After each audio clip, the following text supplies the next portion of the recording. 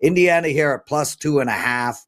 Huge total, almost 250. With that said, Indiana and Washington got to 164 in Indiana's last game. How are you handicapping this? That was an overtime game, let's not forget. Yeah.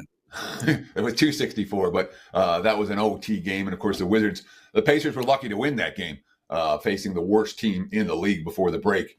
But they overcame a 19-point deficit and found a way to win it 134-130 in OT. Looking at my Odds Logic live odds screen, again, use promo code TEDDY.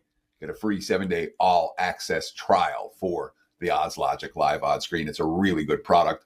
But right now, all the money has come for Memphis. -2, -2.5. Total up to 250 from 248.5. This has been a very one-sided series in recent years. Grizzlies 6-1 straight up, 7-0 against the spread against Indiana since 2022. Every Memphis win during that span, 6 of them, has come by double digits. The only loss came when half the team was injured last year, and they still managed to cover the number. The only meeting this season, the Pacers went nuts early. They hung 45 in the first quarter. They were up 54-37 mid-second, up by 17.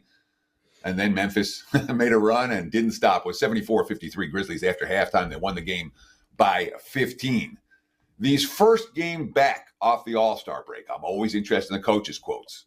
Here's what Rick Carlisle had to say, the Indiana Pacers head coach. Quote, "Playing Memphis is the first game back. You're getting thrown into the deep end in terms of physical, competitive, high-level opposition. They're number 2 in the West. They've had a great year. They play a style that's very difficult style to defend. They play fast. They play physical. And they've got star players." In other words, Carlisle is making excuses already. Now, last year, the Pacers, after the break, they won by 14 at home against the Pistons. The Grizz lost 5 straight coming out of the All-Star break. They did cover +9, losing by only 6 to the Clippers. A true wire-to-wire cover in their first game back. So both teams under these head coaches have good track records in that first game back. You know, Indiana looked a little gassed down the stretch. They didn't play great basketball. They were 2-3 straight up in their last 5 games. And again, one of the wins came against the Wizards in overtime. Tyreke Halliburton, quote, "Every first practice after the All-Star break is typically just a lot of running. You know, you're playing, you're doing a bunch of different things. I feel like as a group, we might have been looking a little tired over those last 6 or 7 games. You know, these last 29 games, we want to be better. Hopefully the break was refreshing for everybody." Indiana should get Miles Turner back in the line. Miles Turner's a guy who is absolutely impactful on the court and rarely affects the point spread. So I think that is in Indiana's favor for this evening. That being said, I really love this quote from Jaren Jackson. I worry about the teams that sent a bunch of guys to the All-Star game. Memphis wasn't necessarily one of them, but Jackson, after the All-Star festivities, quote, "Now that it's over, my mind is completely pivoted back to Memphis. My mind's definitely in Memphis as soon as the buzzer went off. Back with our team, and I'm just ready to get back to the team, honestly." So the lean here is Memphis. We've missed a number. The lean here is over as well, and that one we haven't missed a number quite so much. I do expect a lot of tempo tonight. 250, no joke of a total. That being said, I'm not sure how much defense we're going to see from either side this evening, and I am expecting a relatively high-scoring affair. So lean Grizzlies, lean over with the Pacers and Memphis. Let's talk about the Bucks and the Clippers for tonight. Like I said, all the money's been coming in for LA, and it's everything to do with the Bucks injury report. We don't know if Giannis is going to play tonight. We don't know if Damian Lillard is going to play tonight. Both players listed as questionable. The early money has shown for LA. The markets are not convinced we're going to see Lillard and or Antetokounmpo this evening. And if the Bucks don't have that duo, I don't really want Milwaukee. There are some teams, Memphis is a great example, a team we just talked about.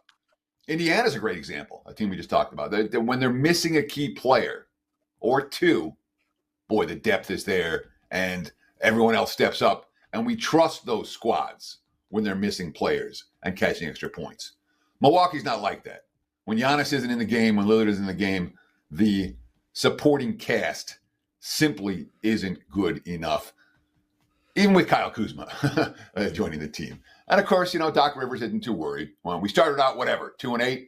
We're 29-24, and we'd love to be better. We dropped some games this year we clearly could have won, but those are all behind us.